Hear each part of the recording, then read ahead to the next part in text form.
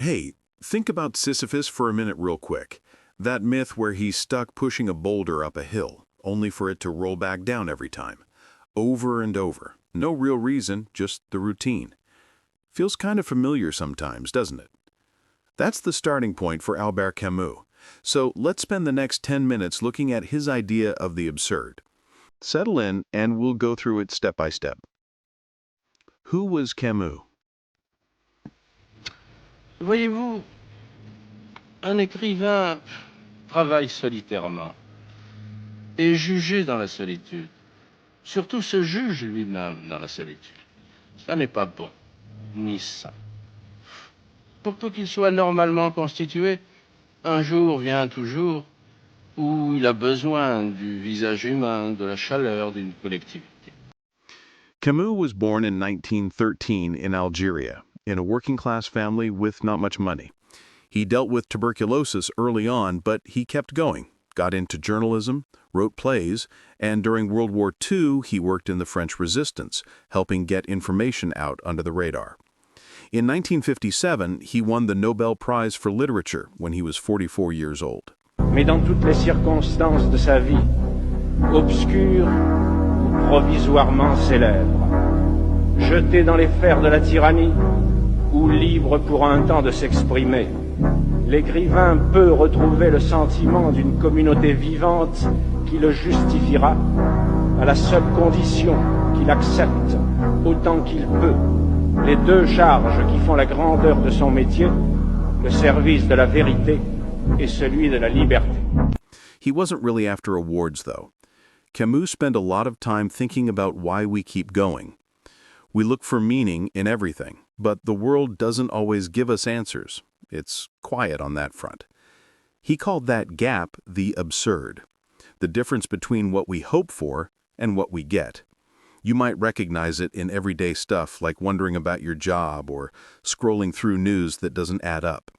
Camus saw it too and suggested we don't ignore it. The myth of Sisyphus.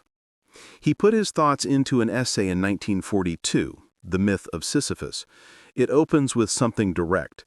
The main philosophical question is suicide. It's a tough way to start, but Camus uses it to ask what comes next. How do we respond to a life without a clear purpose? For him, the absurd isn't about giving up. It's a chance to choose how we live anyway. We can accept it and keep moving, finding ways to make it our own. In his novel The Stranger, the character meursault lives pretty detached. He doesn't react much to big events like his mother's death or getting in trouble. It's about facing things as they are, without forcing a story on them. The sun, the beach, the ordinary moments. They're just there.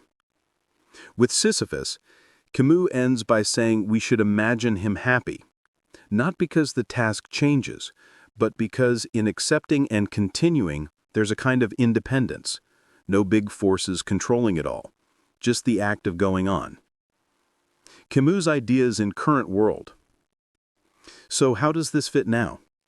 Camus would probably see echoes in things like a repetitive workday, a confusing conversation, or reading about global issues that feel overwhelming. It's that same sense of things not quite lining up. He had a few practical ideas. First, recognize the absurd when it's there, no need to pretend otherwise. Second, let go of things that promise easy fixes, like certain beliefs or goals that might not hold up. Third, get involved in what you can, relationships, hobbies, small routines that feel good in the moment. He wrote during tough times, like the war, and came up with lines like this one from The Plague. In an unfree world, you become free by living as if you are. It's a quiet way to handle things. If something feels off in your day, maybe just note it and keep going your way. Camus passed away in a car accident at age 46, sudden, like a lot of life. But his ideas hang around, reminding us to take things as they come. What's something absurd in your routine lately? Share in the comments if you want. We can talk about it. If this was useful, give it a like and subscribe for more to Just Read. Next time, maybe Camus and Sartre side by side. See what you think. Thanks for listening. Take it easy. J'ai plutôt l'impression qu'il faut être fort et heureux pour bien aider les gens dans le malheur. Celui qui traîne sa vie et succombe sous son propre poids ne peut aider personne. Celui au contraire qui se domine et qui domine sa vie, celui-là peut être vraiment généreux et donner efficacement.